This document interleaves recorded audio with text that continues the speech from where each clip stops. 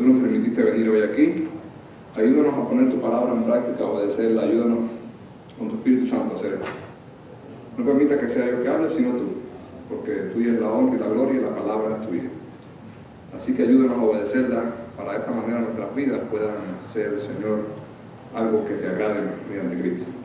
En el nombre de Jesús ponemos este día en tus manos. Si algún hermano está en camino, lo ponemos en tus manos. Amén. Bueno, como hace unos días atrás,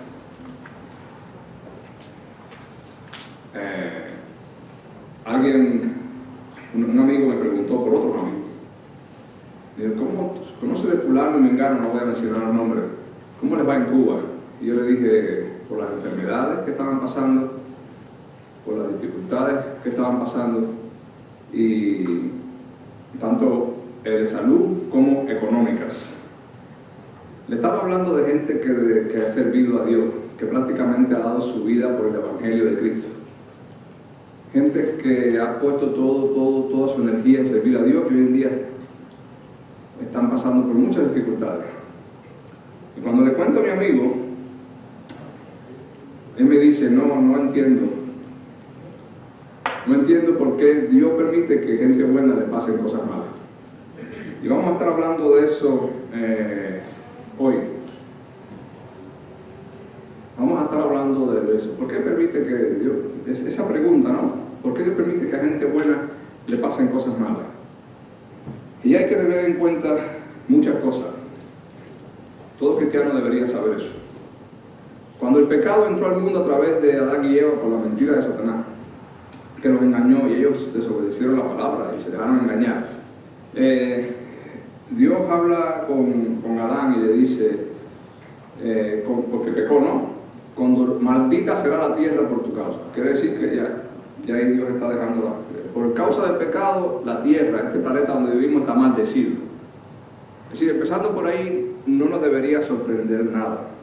Dice, y con dolor comerás de ella todos los días de tu vida. Es decir, no es que un día y otro no, todos los días de tu vida. Es decir, que Dios establece un castigo para la humanidad. Por otra parte, la Biblia dice que no hay ni uno bueno, no hay quien busque a Dios. Y partiendo que no existe ningún ser humano bueno, quiere decir que no hay nadie bueno que merezca todo. Dice la Biblia que todos se apartaron de Dios. A partir de Adán y Eva, que eran personas sin pecado, pero que deciden pecar, toda la humanidad nace dañada y nace pecadora. Nosotros nacemos siendo pecadores. No es que nos hacemos pecadores la primera vez, siempre aclaro eso. La primera vez que hicimos algo malo, no. Todos nosotros nacemos siendo pecadores. Quiere decir que Dios estableció esto por causa del pecado, y Dios es justo, Dios no se equivoca, y Dios es santo. Quiere decir que nosotros no nos debería tomar por sorpresa cuando nos suceden cosas malas, ni a nosotros, ni a la gente que consideramos que es buena, ni al mejor cristiano que haya en el mundo. Porque el cristiano no es nada más y nada menos, si usted estudia la Biblia, un pecador bien malo que Dios lo llama para cambiarlo, perdonarlo y darle una oportunidad de creer en Cristo, de ser nombrado inocente, aunque no lo sea, y es una cosa que no merecemos, por gracia, un regalo que no merecemos. Lo adquirimos mediante la fe que Dios nos da para creer en Cristo. Así que cuando tengamos pruebas, y así como este título es, no te sorprenda cuando vengan las pruebas, no te sorprenda, ni a ti ni al que está a tu lado, no te sorprenda, más bien agradece. Estamos en el mes del agradecimiento y a mí ni a nadie nos gusta darle gracias a nadie por algo malo, pero es que Dios en su misericordia usa las cosas, las pruebas, para hacernos mejores, para salvarnos, para hacernos mejores hijos de Él, para prepararnos para la vida eterna, donde vamos a ser eternamente felices. Porque Dios no nos dejó simplemente con el castigo. Jesucristo es perfecto, es santo, y Dios permitió que Jesucristo pasara por la mayor prueba para que tú y yo tengamos una eternidad sin pruebas, una eternidad de gozo, una eternidad que no merecemos, pero Cristo, que es Dios, que es perfecto, Él pasó por la mayor prueba para que tú y yo tengamos perdón de nuestros pecados y seamos libres de esa maldición que está establecido por causa del pecado. Maldita será la tierra por tu causa y con dolor comerás de ella todos los días de tu vida. Al creer en Cristo nosotros somos libres de esa maldición. Claro, eso vamos a disfrutarlo a plenitud cuando estemos cara a cara con Cristo, pero es una promesa que está garantizada. No es algo que a ver si pasa, no. Está garantizado y Cristo garantizó esto resucitando entre los muertos. Cuando Cristo resucita entre los muertos, Él estaba teniendo esta victoria sobre la muerte, sobre el pecado, y todo el que cree en Él, toda la victoria de Cristo y todos sus logros se nos añade por creer en Él, como si lo hubiésemos logrado nosotros, se nos añade a nuestro nombre. Y tenemos al Espíritu Santo, que es la garantía, el recibo de que esto está garantizado. Y si no es por el Espíritu Santo, usted no viene aquí hoy, porque el Espíritu Santo de Dios es el que pone en nuestros corazones el querer y el hacer el bien. Entonces vamos a la Biblia a ver personas que sufrieron y personas que fueron transformadas y personas que después del sufrimiento entendieron y fueron agradecidas con Dios. Una de las clásicas personas del sufrimiento en la Biblia, aparte de Jesús, que fue el siervo sufriente, ¿quién es? Job. Exactamente, Job. Y Job es un libro muy famoso, no todo el mundo lo entiende, alguna gente hasta tiene la osadía de cuestionarse por qué Dios le hizo eso a Job. Pero Dios es soberano y Dios no se equivocó en nada de lo que hizo. Y recordando el título de este mensaje es: no te sorprendas con las pruebas, más bien agradece a Dios. Y en el capítulo 1 habla de las calamidades de Job. Voy a leer rápido aquí, dice: hubo en tierra de Uz un varón llamado Job. Era este hombre perfecto y recto y temeroso de Dios y apartado del mal. Aquí vemos que, si vamos a hablar en los términos modernos, porque en aquel tiempo, aunque existían los hijos de Dios, no existía lo que se llama la iglesia. Si vamos a hablar en los términos modernos, era el mejor cristiano que existiera en la tierra hoy. ¿Sí o no? El mejor cristiano. Job era el mejor cristiano, el mejor servidor de Dios, el más fiel. No era perfecto porque nadie es perfecto, pero aquí le llama perfecto porque era la persona que más obedecía a Dios, que más relación tenía con Dios. Dice: y le nacieron 7 hijos y 3 hijas. Así que tenía 10 muchachos. Dice: y su hacienda era de 7,000 ovejas, 3,000 camellos, 500 yuntas de bueyes, 500 asnas y muchísimo criado, y era aquel varón el más grande de todos los orientales. Estamos hablando del oriente, zona esa de, no estoy seguro si era Mesopotamia o no, pero bueno, de esa zona. Quiere decir que no solamente era un hombre que tenía una buena relación con Dios, que obedecía a Dios, era un hombre que tenía muchos hijos, pero era un hombre que además era muy rico. Sería como los magnates de hoy, de que existen hoy en la tierra, que no son muchos, son pocos. En la tierra hay muchos ricos, pero hay pocos magnates. Y vamos a ver qué pasa aquí. E iban sus hijos y hacían banquetes en sus casas. Familia, al final tenían el dinero, tenían una buena relación familiar, que eso da paz en la mente. Cuando todo el mundo se lleva bien en la familia, eso da un gozo. Es triste cuando la familia se fajan y se dividen. E iban sus hijos y hacían banquetes en sus casas, cada uno en su día, y enviaban a llamar a sus 3 hermanas para que comiesen y bebiesen con ellos. Cada cual hacía su banquete cada día de la semana, llamaban a sus hermanas y había armonía y paz en la familia. Y acontecía, y vamos a ver ahora lo que acontecía, y voy a hacer una pausa. Job era la persona más rica del Oriente, posiblemente del mundo en aquella época y en aquel contexto. Una vez un amigo me dijo: mira, Josué, la gente que más trabaja en este planeta son millonarios. ¿Cómo que sí? Sí, desde que se levantan hasta por la mañana están haciendo llamadas telefónicas, están revisando correo electrónico, están respondiendo, están resolviendo otros. Se acuestan, se levantan, se acuestan y siempre están trabajando. Los millonarios son la gente más ocupada. Y viendo esto, analicé, bueno, Job era la persona más rica de aquel momento, entonces tenía que ser la persona más ¿qué? Más ocupada. Uno oye esto de decir: uy, qué rico tener mucho. Bueno, déjame decirles que tener mucho no es tan rico. Cuando en la historia de la Biblia, del rico necio, que el hombre dijo: voy a destruir mis graneros y hacer graneros más grandes porque tengo demasiado grano, y me voy a decir a mí mismo: descansa, porque ya no tienes más nada que hacer, simplemente disfruta de lo que tienes. La Biblia habla de que dice: qué tonto es, no sabe que esta noche vienen a buscar tu alma. Y todos nosotros y la mayoría de los teólogos dicen que esa noche va a morir. Pero hay un teólogo llamado César Vidal que él tiene otra interpretación, que no está mal y puede aplicarse perfectamente. No necesariamente tienen que morir, dice él.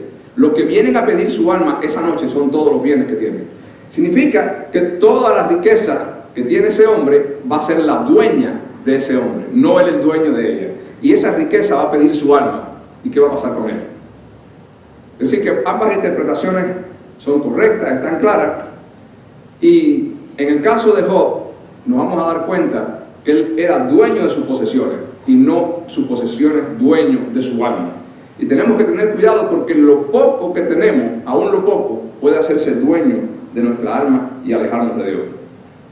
Y vamos a ver qué hacía este hombre tan ocupado, con tan poco tiempo, porque es que tenía mucho, tenía que administrar todo. Y tenía muchos empleados a su cargo y muchas cosas. Vamos a ver qué hacía este hombre que tenía supuestamente tan poco tiempo en su vida.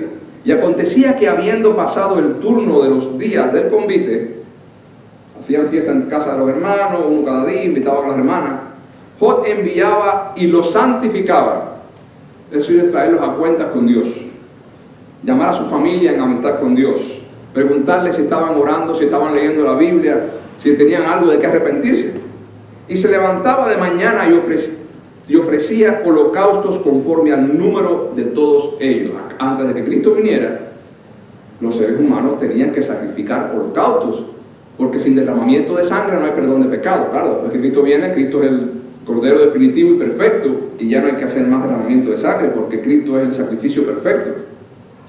Pero antes de Cristo, todos los seres humanos tenían que sacrificar animales para recibir perdón de sus pecados, porque sin derramamiento de sangre no hay perdón de pecado. Job enviaba y los santificaba y se levantaba de mañana y ofrecía holocaustos, ¿sí? Mataba corderos, vacas, etcétera, toros, conforme al número de todos ellos. Eran 10 muchachos, porque decía Job, quizás habrán pecado mis hijos. Él está preocupado, no solamente por su vida, sino por la vida de ¿quién? De sus hijos. Quizás habrán pecado mis hijos y habrán blasfemado contra Dios en sus corazones, habrán ofendido a Dios, y de esta manera hacía todos los días. Y aquí vemos a este hombre con tan poco tiempo, pero que todos los días él sacaba su tiempo para santificar a sus hijos y para ver, mis hijos tienen que estar en el camino del Señor. Hoy en día, y sobre todo en este país, se habla de mucha negligencia. Es una negligencia dejar a un niño solo en un carro, es una negligencia dejar a un niño solo en una casa, es una negligencia no llevar al niño a la escuela si es menor de edad, es una negligencia a otro, es una negligencia dar una nalgada, y todo es negligencia. Bueno, le voy a decir una cosa. Jesús dijo cuando los niños venían a Jesús, los discípulos dijeron, no, esos niños fuera de aquí, ¿cómo van a molestar a Jesús? Que Jesús está haciendo cosas importantes aquí, está enseñando a las multitudes. Y los judíos regañaron a los niños. Jesús dijo, no. Jesús entonces reprendió a los discípulos, salieron regañados ellos.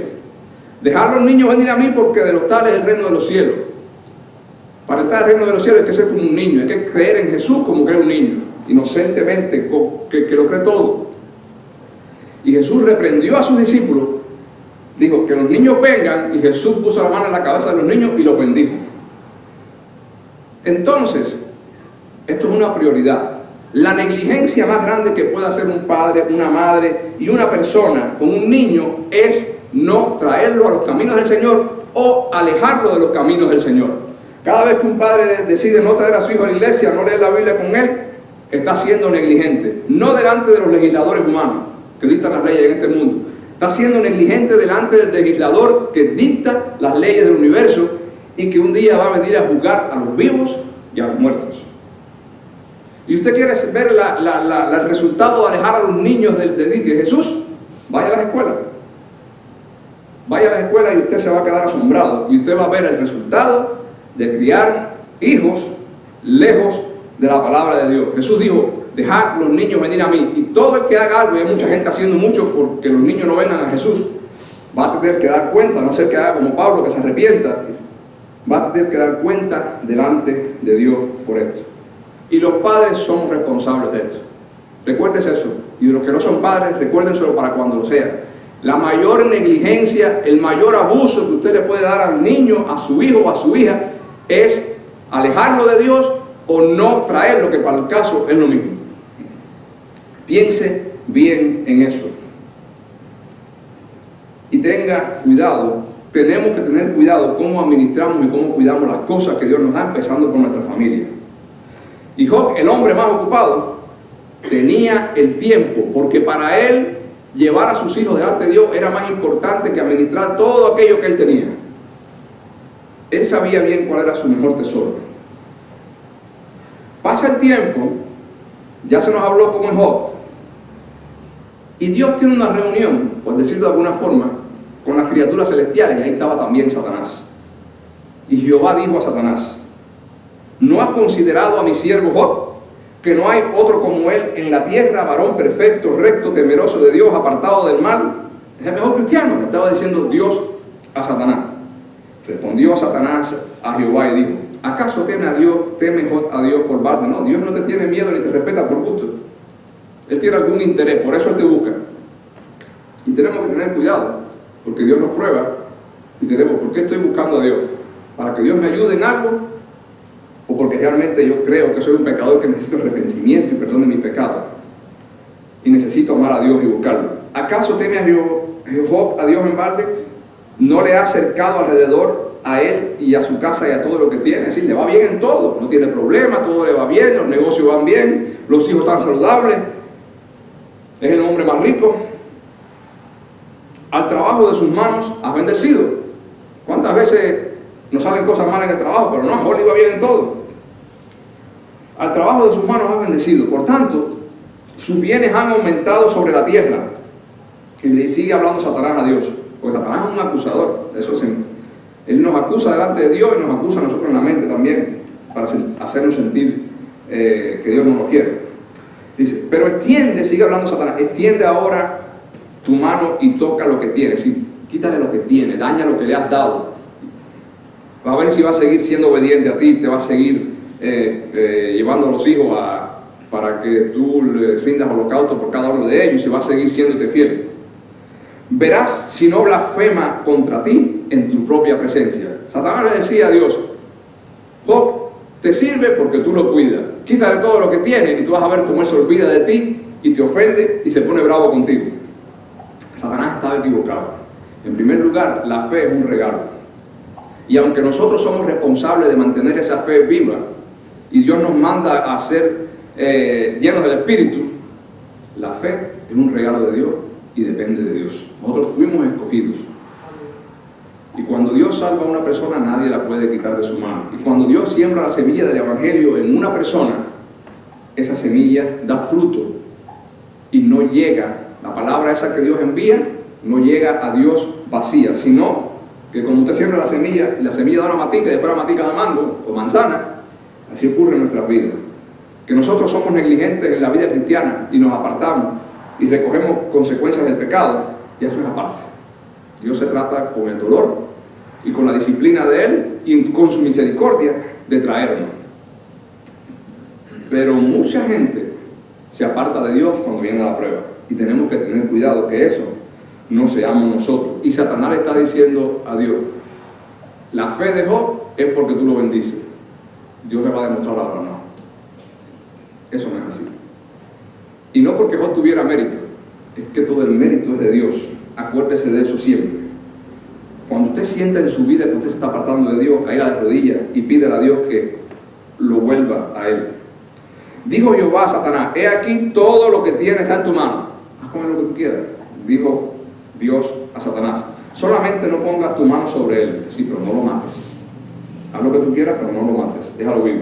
Salió Satanás de delante de Jehová. Y si usted va a la historia, en un mismo día, Job perdió todo lo que tenía. Perdió todas las vacas, todos los camellos, todos los criados. Solamente sobrevivieron pocos criados, porque vinieron bandas armadas a atacar las posesiones de Job.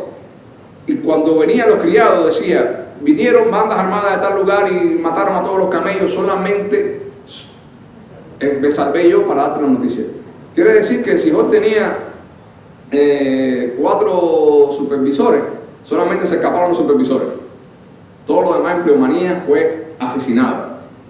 Pero además de después que le dicen todo lo que pasó, eso fue en un mismo día, el último viene y le dice, estaban tus hijos como de costumbre en un banquete, vino un viento fuerte, tumbó la casa cayó sobre ellos y los mató. Quiere decir que en un abrir y cerrar de ojos, Job perdió todo lo que tenía, incluyendo a sus 10 hijos. Y vamos a ver cuál es la reacción de Job. Entonces Job se levantó, rasgó su manto, era la costumbre de dolor y desespero, que eso es normal en todos los seres humanos. Rasgó su manto, se cayó desesperado de dolor. Imagínense que usted le diga, si a nosotros nos dan un golpecito en el bumper del carro, en un supermercado, y parece que se nos acabó el mundo. Pero mire, este hombre lo perdió todo, incluyendo sus 10 hijos. Entonces Job se levantó y rasgó su manto, y rasuró su cabeza, es decir, se afeitó, eran costumbres para mostrar el desespero y la agonía, y se postró en tierra y adoró. Quisiera saber qué hago yo si me pasa esta cosa. Que Dios tenga misericordia de mí. Pero aquí dice que él adoró a Dios. Este hombre, Dios le había dado fe y este hombre sabía que había que respetar a Dios y que había que amarlo. Este hombre sabía que él tenía que ser agradecido. Y dijo Job, desnudo salí del vientre de mi madre y desnudo volveré a ella. Jehová dio y Jehová quitó, sea el nombre de Jehová bendito. Y así él demostró que él no tenía ídolos en su corazón. Nada de lo que él perdió tenía el primer lugar. En todo esto no pecó Job, ni atribuyó a Dios despropósito alguno. Él no dijo, Dios es malo, me está haciendo daño. Él aceptó eso. En el capítulo 2 del libro de Job hay otra reunión entre Dios y las criaturas celestiales, y aquí se presenta Satanás de nuevo. Dice en el capítulo 2, el versículo 3, Jehová dijo a Satanás, ¿no has considerado a mi siervo Job, que no hay otro como él en la tierra, varón perfecto y recto, temeroso de Dios, apartado del mal, y que todavía retiene su integridad? Aun cuando tú me incitaste contra él para que lo arrimara sin causa. Esto es otra cosa, no siempre a veces el sufrimiento es por causa del pecado, a veces el sufrimiento es porque Dios quiere enseñarnos una lección, pero a veces es sin causa aparente. Y a veces nos cuestionamos, ¿pero por qué si yo no he hecho nada malo? ¿Por qué Dios me hace esto? ¿Por qué Dios permite que me pase esto? Y tenemos que tener cuidado cuando pensamos de esa forma. Dios es soberano y Él no hace nada que sea injusto. Respondiendo Satanás dijo a Jehová, piel por piel, todo lo que el hombre tiene dará por su vida, pero extiende ahora tu mano y toca su hueso y su carne, y verás si no blasfema contra ti en tu misma presencia. Ok, quítale la salud, y Job se va a olvidar de ti, Job te va a ofender, Job se va a enojar, y Job va a blasfemar contra ti. Satanás está apretando para ver, porque quiere ganar. Para Satanás esto es como una apuesta, pero Dios sabe lo que hace. Quítale la salud. ¿Cuántos cristianos tenemos y existen con problemas de salud? ¿Cuántos cristianos hemos conocido con problemas de salud y mueren enfermos y siempre han sido fieles a Dios? Nunca se cuestionaron, ¿y por qué Dios no me sana? Muchísimos cristianos. Otros que no son del redil, cuando viene la enfermedad y ven que no hay respuesta, se apartan. Y Jehová dijo a Satanás, he aquí, él está en tu mano, mas guarda su vida, si no lo mates. Entonces salió Satanás de la presencia de Jehová e hirió a Job con una sarna maligna desde la planta del pie hasta la coronilla de la cabeza. Oye, si a uno le pica un dedo del pie, y eso es incómodo, imagínate una sarna maligna que arde de todo el cuerpo. Eso es una cosa desesperante. Y tomaba Job un tiesto, sin un pedazo de vajilla roto, para rascarse con él, y estaba sentado en medio de ceniza. Las personas cuando estaban en desespero y humillación y en depresión en aquella época, se sentaban en el piso con ropa áspera, que era incómoda, fea, se sentaban arriba de la ceniza del carbón y se echaban ceniza en la cabeza. Y Job estaba aquí en un momento bien deprimido. Cualquiera ser humano en la situación de él se hubiese suicidado, viendo cómo son las cosas.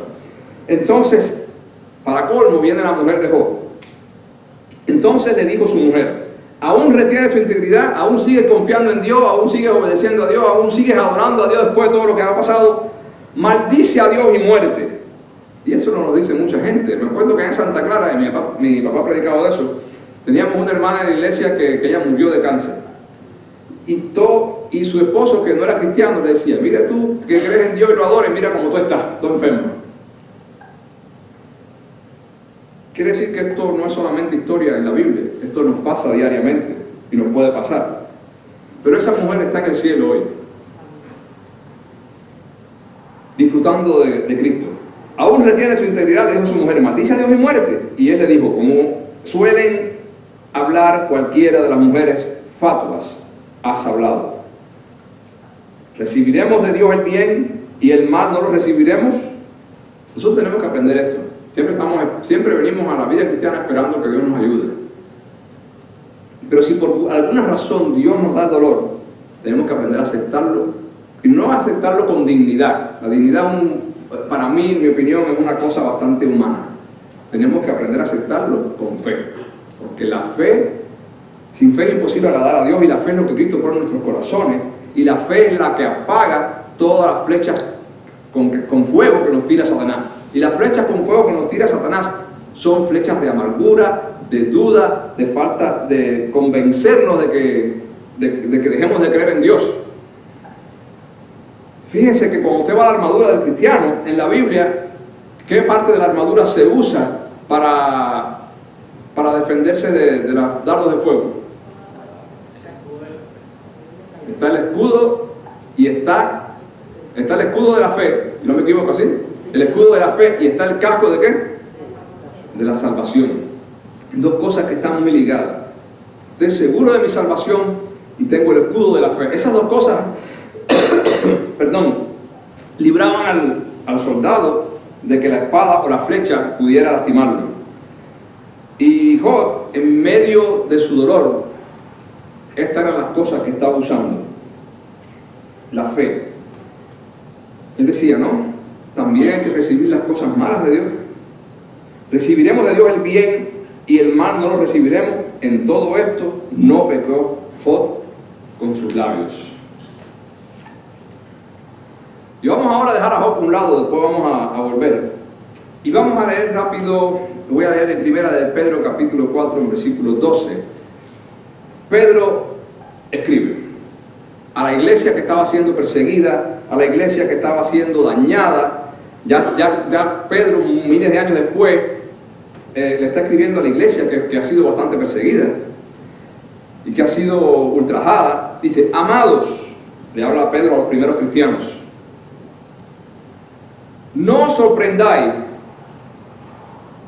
¿Qué está usando aquí? No te sorprenda, no te cojas de sorpresa. No os sorprendáis del fuego de prueba. Y cuando usa la palabra fuego es que no es cualquier pruebita, prueba de muerte, de persecución. No os sorprendáis no os sorprendáis del fuego de prueba que os ha sobrevenido, como si alguna cosa extraña os aconteciese. Así que cuando yo o usted esté pasando por algo difícil, que usted no entienda, lo que sea, enfermedad, problema familiar, lo que sea, no se sorprenda. Tírese de rodillas delante de Dios, que Dios es el que lo va a ayudar a entender y a pasar ese momento.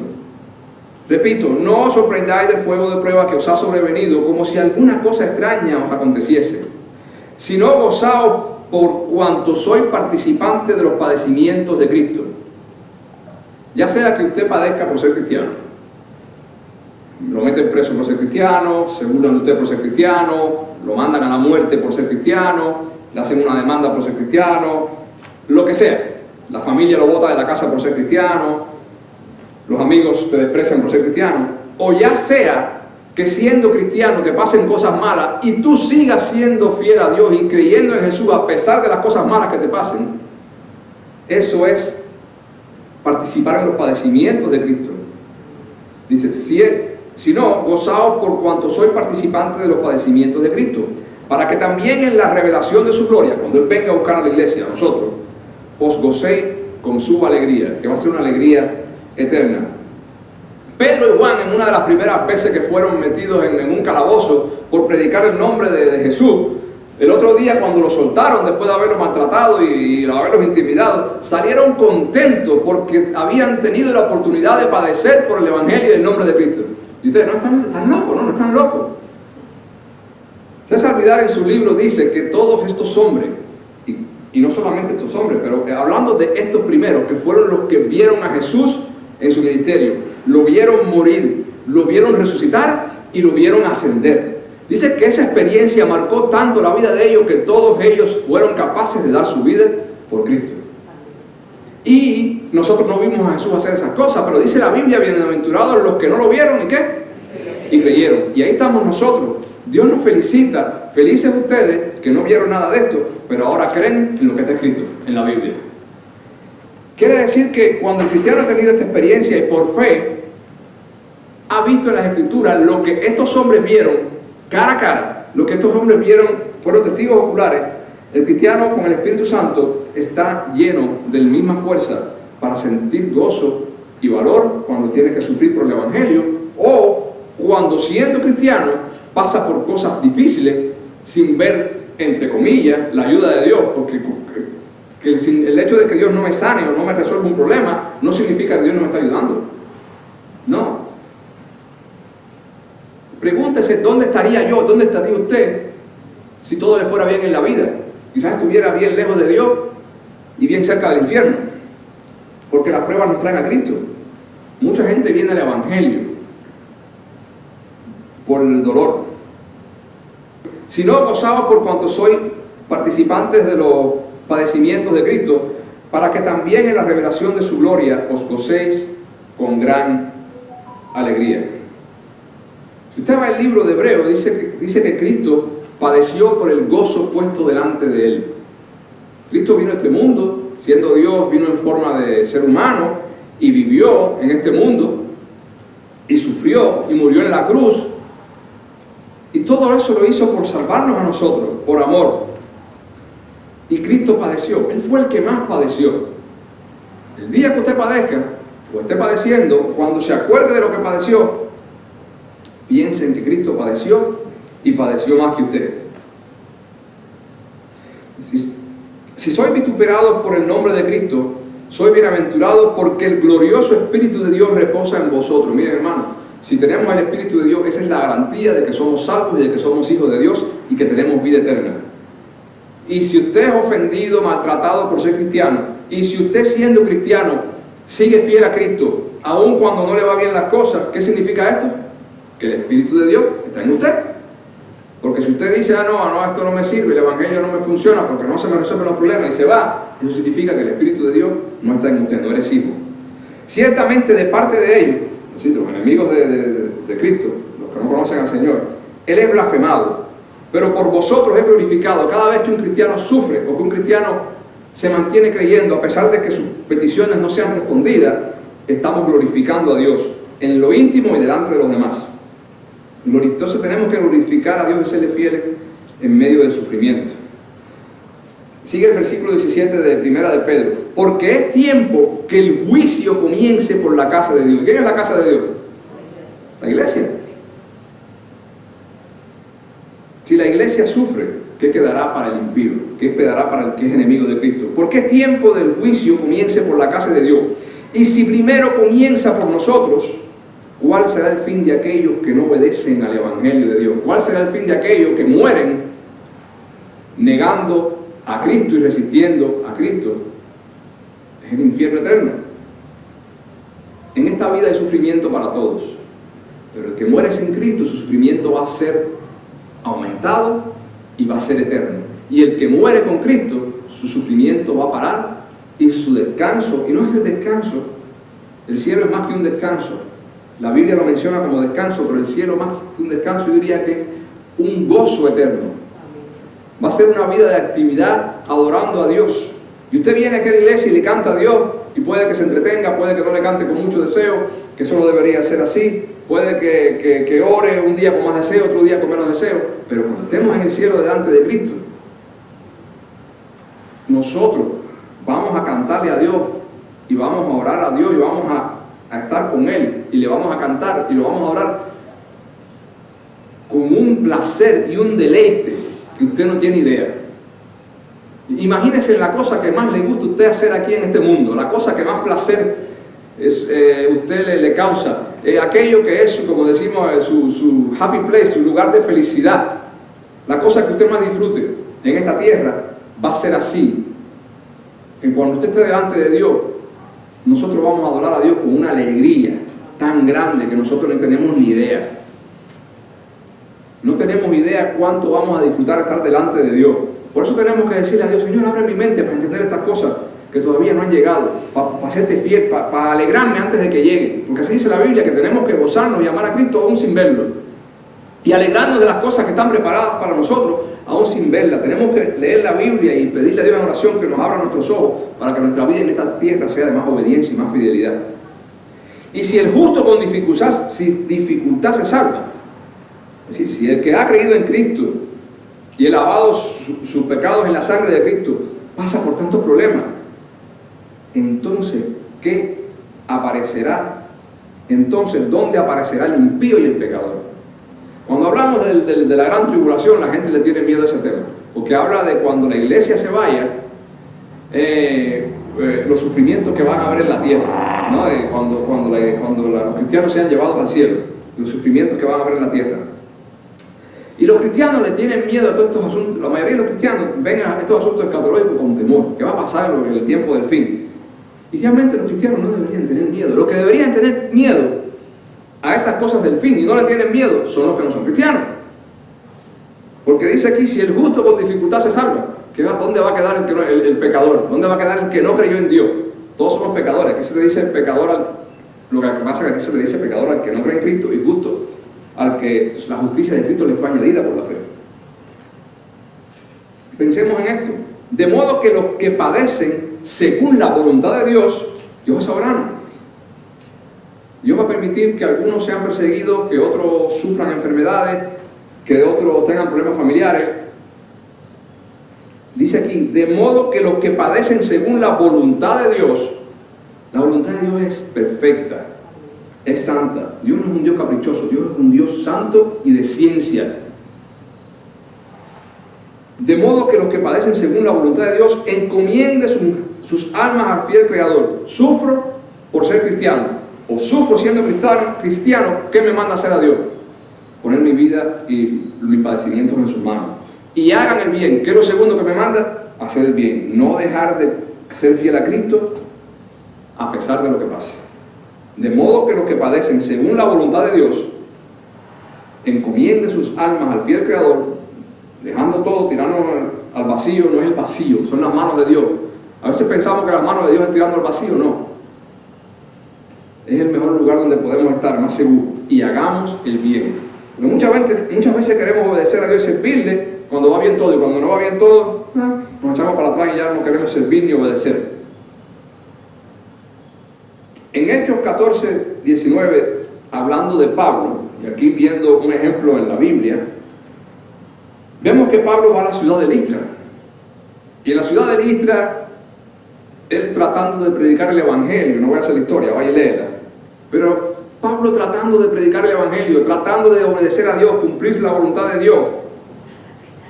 Dice el versículo 19: entonces vinieron unos judíos de Antioquía y de Iconio, que persuadieron a la multitud, y habiendo apedreado a Pablo, le arrastraron fuera de la ciudad pensando que estaba muerto.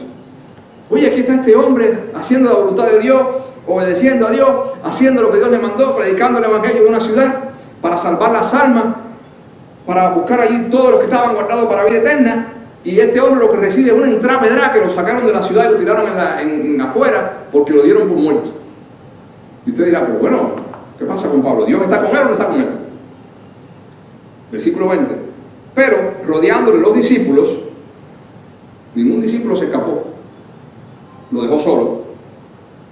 ¿Qué hicieron los discípulos? Después que a Pablo lo cayeron a pedradas y fueron a ver a Pablo. Se levantó y entró en la ciudad. Sobrevivió a la entrada de piedra.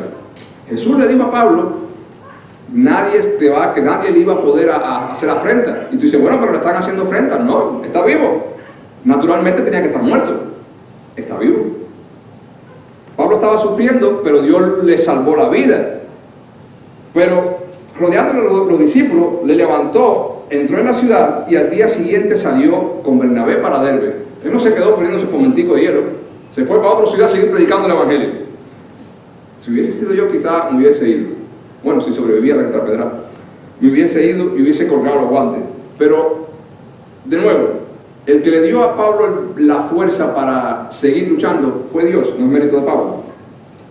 Después de anunciar el evangelio en aquella ciudad, es decir, en Derbe, y hacer muchos discípulos, a veces como un mensaje que predica mi papá, púlpito difícil, resultado glorioso. Es decir, las situaciones difíciles tenemos mejores resultados. Volvieron a Listra. ¿A dónde volvió Pablo? Al lugar donde casi lo matan a pedrada. Volvieron a Listra, a Iconio y a Antioquía. Fueron pasando revistas por todas las iglesias y por todos los lugares donde ellos habían hablado de Jesucristo, confirmando los ánimos de los discípulos. ¿Qué estaban haciendo? Confirmando. A mí casi me matan a pedrada, pero seguimos fieles a Dios y ustedes tienen que hacer lo mismo. Él iba confirmando los ánimos de los discípulos, y eso es lo que tenemos que hacer en la iglesia, los unos con los otros, exhortándoles a que permaneciesen en la fe. A mí casi me matan a pedrada, pero por eso no vamos a dejar de creer. Al contrario, vamos a ser más fieles. Y diciéndole, es necesario que a través de muchas tribulaciones entremos en el reino de los cielos. La Biblia es clara con esto por todos lados. Y usted dice, bueno, para evitarme problemas no voy a adorar a Dios. No. Si usted no es cristiano, va a tener los mismos problemas, otros problemas, y además el infierno cuando se vaya a este mundo. Es necesario que a través de muchas tribulaciones entremos en el reino de Dios. Y constituyeron, después de haber dicho esto, en esas iglesias donde él tuvo problemas, en las ciudades porque le cayeron a pedrada y él fue, confirmó a los hermanos, después que los confirmó, constituyeron ancianos en cada iglesia. Casi lo matan a pedrada, pero ahí están las iglesias ya fundadas. Los fieles en Cristo, los escogidos, con sus pastores, sus líderes y la obra andando. La obra de Cristo. Y habiendo orado con ayunos, cosa que a veces nos falta hacer, oración y ayuno, los encomendaron al Señor en quien habían creído. Es decir, cierra aquello con un ayuno y se va. Se va a seguir predicando. Y estos son ejemplos que le pongo para que vean en la historia bíblica cómo se cumple esto. Y ahora volvemos a Job. Ahora vamos voy a leer en el capítulo 42 del libro de Job. Después que a Job le pasan estas cosas, vienen tres amigos de Job a consolarlo.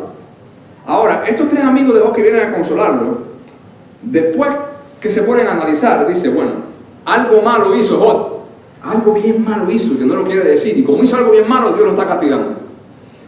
Y se forma esta discusión entre Job y sus amigos, pero Job también discute con Dios. Job no le falta el respeto a Dios, no es irreverente, pero Job también se cuestiona durante el libro, es largo, tiene que leerlo, ¿cómo es probable que esto me esté sucediendo? Yo quisiera pararme delante de Dios y que Él me explique, a ver, ¿cómo es esto, Señor? ¿Por qué tú permitiste esto si yo no he hecho nada malo? Y Job se pone a dar argumentos y argumentos y argumentos y quiere saber, quiere que Dios le rinda cuenta. No voy a explicar eso ahora, no, pero usted tiene que ir al libro, que es un libro largo, y ver esto. Pero Job quería que Dios le rindiera cuenta. ¿Qué es lo que está pasando? Si tú eres justo, ¿por qué a mí me está pasando esto?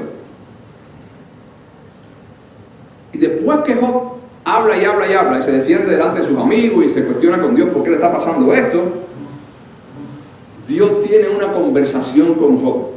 Y Dios le da una serie de argumentos a Job, demostrándole a través de la creación. Por eso es importante creer en la creación. No que el hombre salió de un mono, ni que el Big Bang, ni nada de eso.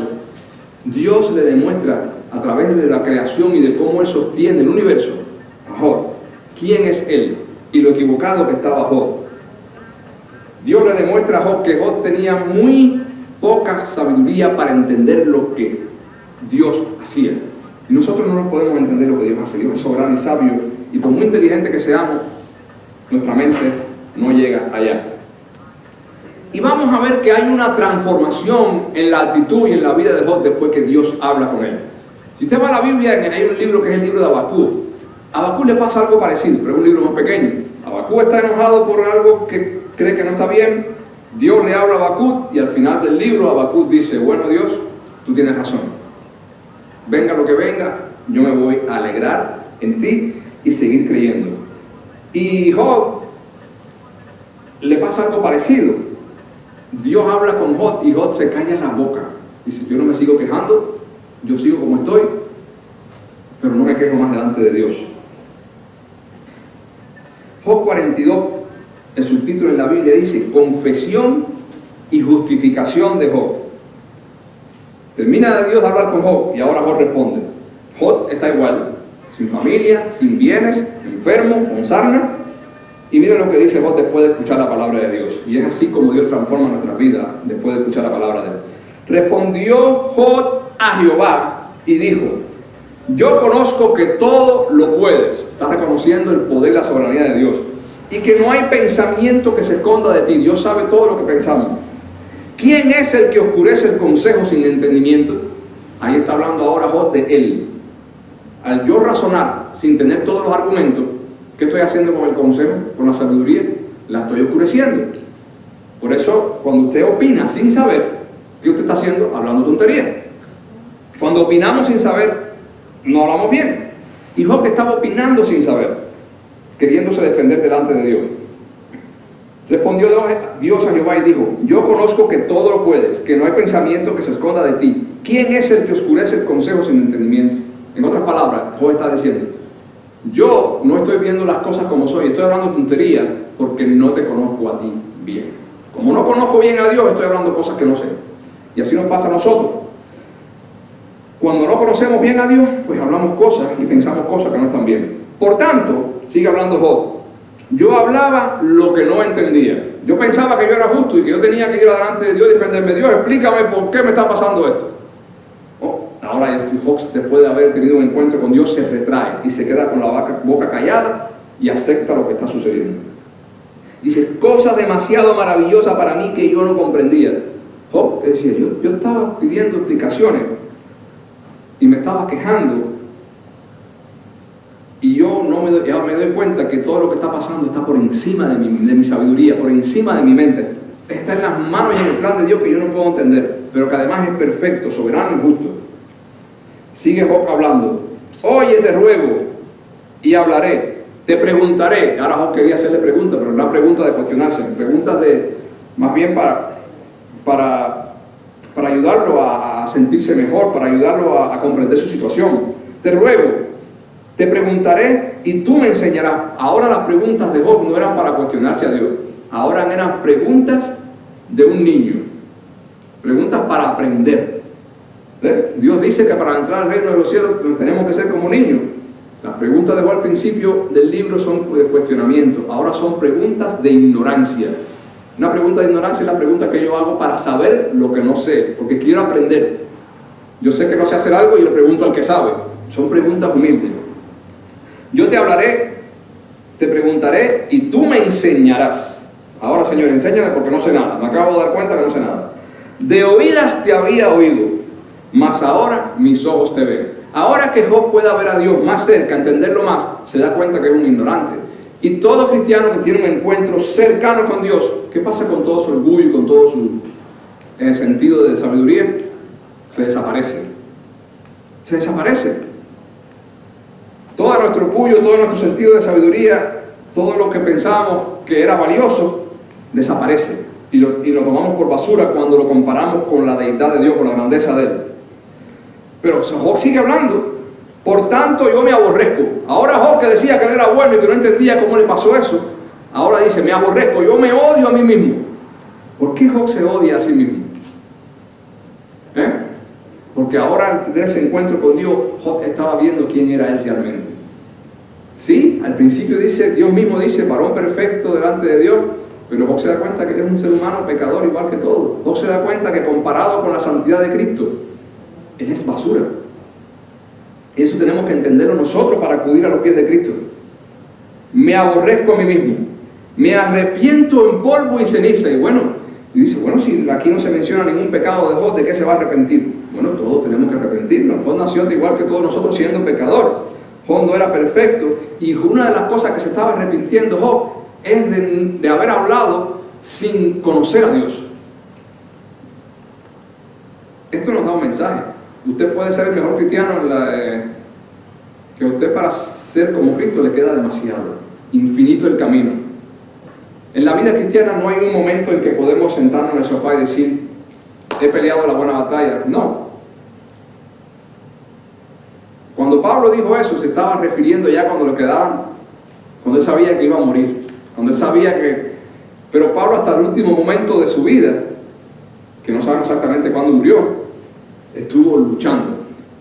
Porque la buena batalla del cristiano, la batalla de la fe, se acaba cuando vemos a Cristo cara a cara, ya sea porque morimos o ya sea porque Cristo venga a buscarnos. Entonces en la vida del cristiano no hay un momento en que el cristiano se pueda sentar hacia atrás en un sofá y decir, bueno, ya creo que ya cumplí con todos los estándares, ya creo que ya complací a Dios en todo, así que con ir a la iglesia un ratico me basta, no tengo que preocuparme, no tengo que arrepentirme de más nada en mi vida. En la vida cristiana no existe eso.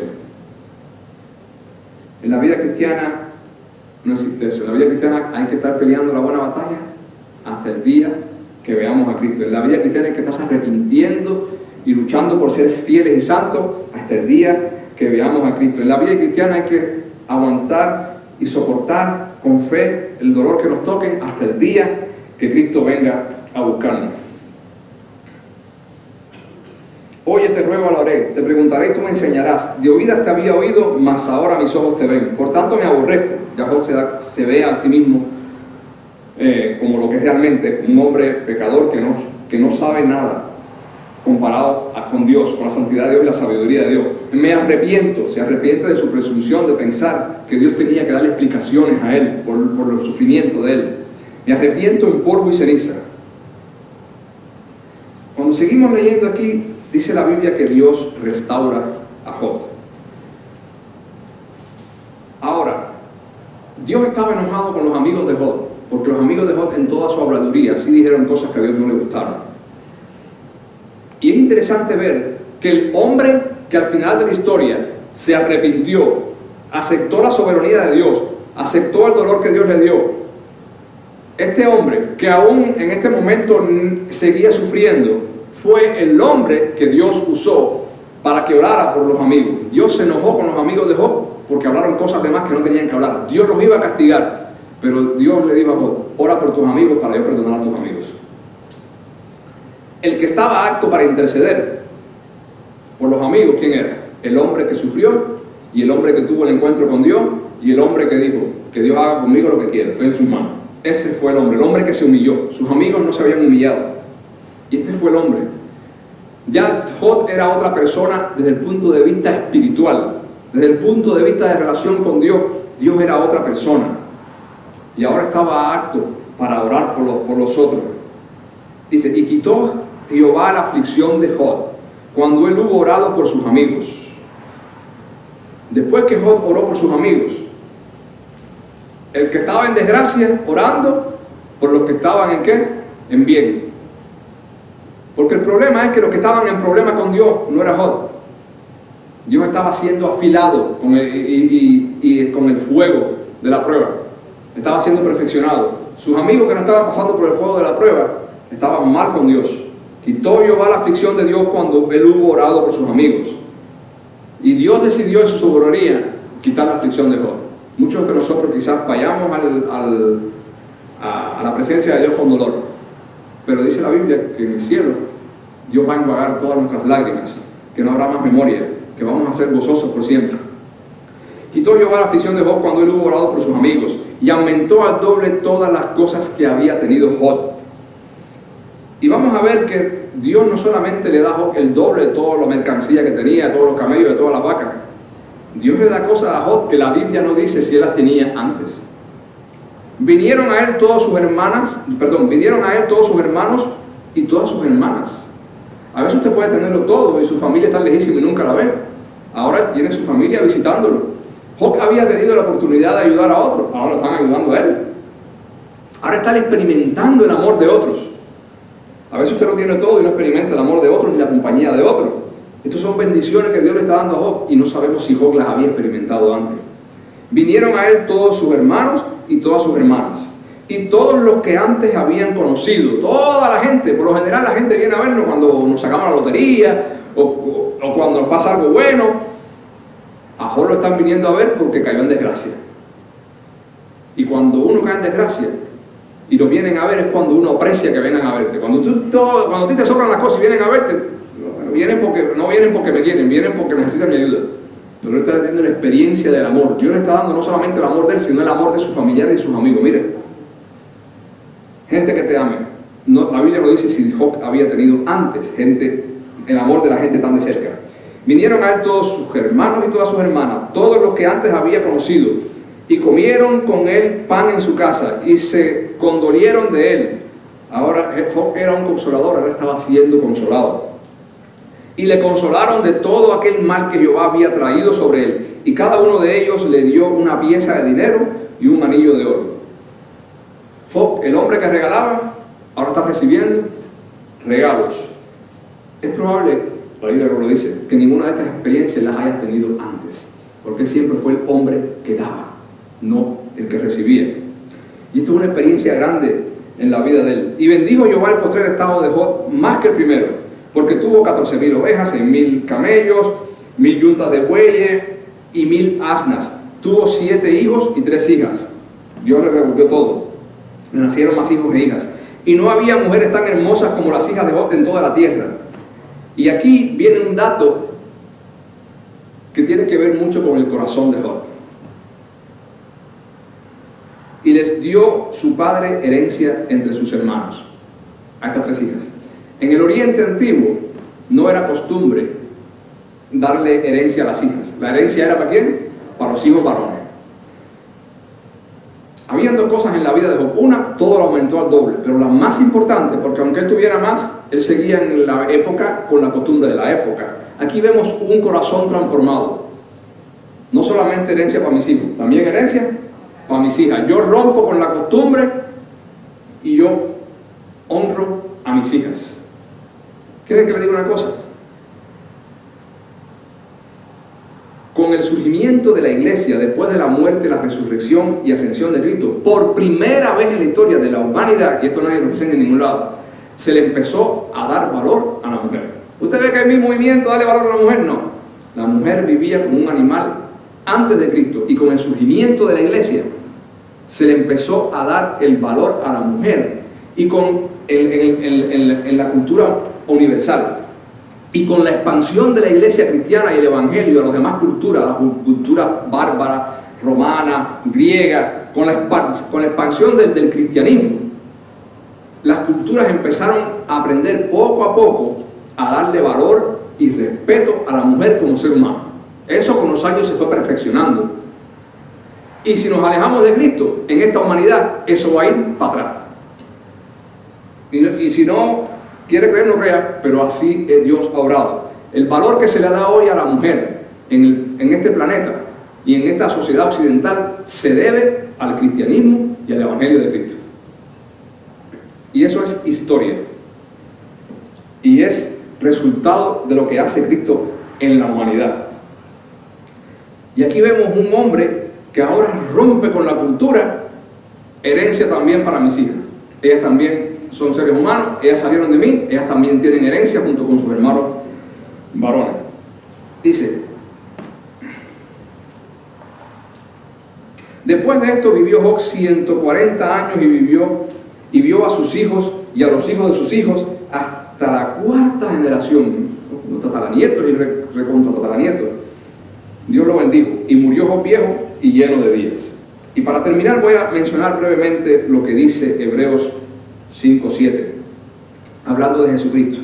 Cristo, en los días de su carne, es decir, en los días que Jesús estuvo aquí viviendo como ser humano, ofreciendo ruegos y súplicas con gran clamor y lágrima al que le podía librar de su muerte, aunque Cristo es Dios, vivió como nosotros como ser humano. Él aquí sufrió, él aquí pasó hambre, él aquí pasó maltrato, lo mataron en una cruz, lo maltrataron. Y como ser humano, también oró a Dios, también le rogó a Dios con lágrimas, y también fue tentado y tuvo que vencer la tentación, y fue oído a causa de su temor reverente. Y aunque era hijo, aunque era el Hijo de Dios, por lo que padeció, todas las cosas que padeció, incluyendo la cruz. Aprendió obediencia. Dice, bueno, ¿cómo Jesús va a aprender obediencia? Dios usted, si Jesús es Dios. Miren, Jesús vino a vivir como hombre. Para Jesús morir en la cruz, tenía que vivir como hombre. Así que Jesús es 100% Dios y 100% hombre. Cuando Jesús vino, tuvo que nacer de María. Cuando Jesús vino, tuvo que aprender a hablar, a caminar, tuvo que aprender carpintería de su papá. Quiere decir, en su omnisciencia, porque es Dios también, Él sabía todo, pero como humano, Él tuvo que aprenderlo todo. No es que Él no sabía, pero Él pasó el proceso como mismo nosotros lo pasamos. Que aprendemos a caminar, que aprendemos a hablar, que aprendemos a trabajar, que aprendemos un oficio. No era que Él necesitara aprender, pero Él se sometió a todo. Y Él se sometió a la disciplina de Dios. Y Él pasó por todo lo que Dios le mandó a pasar. Para poder ser el sacrificio perfecto. Para que el día que Él muriera en la cruz, tú y yo pudiéramos ser salvos. Y ese sacrificio fuera agradable a Dios. Y aunque era hijo, por lo que padeció, aprendió obediencia. Quiere decir, cuando sufrimos debemos pensar en esto. Somos participantes del sufrimiento de Cristo. Jesús puso en práctica y experimentó la forma humana. Es decir, cuando aquí dice aprendió la obediencia, podemos cambiar esa palabra y poner experimentó lo que es ser obediente. Lo puso en práctica como ser humano, que hablamos. Y habiendo sido perfeccionado, no es que Cristo no fuera perfecto, pero como el sacrificio que iba a hacer en la cruz, Él tenía que hacerlo todo como un ser humano. Así que Él aprendió obediencia, todo lo hizo como un ser humano, porque el que tenía que morir en la cruz era un ser humano perfecto. Habiendo sido perfeccionado, vino a ser autor de entera salvación, no un pedacito de salvación, entera, para todos los que le obedecen. Y fue declarado por Dios sumo sacerdote según el orden de Melquisedec. Así que, hermano, en resumen, vamos a pasar por muchas pruebas en la vida. Quizás estamos pasando por otras. Y Dios es soberano. Pero Dios no es caprichoso. Dios es un Dios sabio, un Dios soberano, un Dios bondadoso. Aún la cosa más dura que pasemos en la vida, tenemos que decirle a Dios que nos muestre dónde está su amor, porque ahí está el amor de Dios. Para cambiarnos, para que seamos más parecidos a Cristo, para fortalecernos y para garantizar que mañana cuando Él venga, nosotros estemos con Él en el cielo, disfrutando. Lea el libro de Apocalipsis y al final va a ver todo lo que vamos a disfrutar. Por eso nunca nos cansemos de hacer el bien. Dios te bendiga. Oremos. Padre bueno, gracias.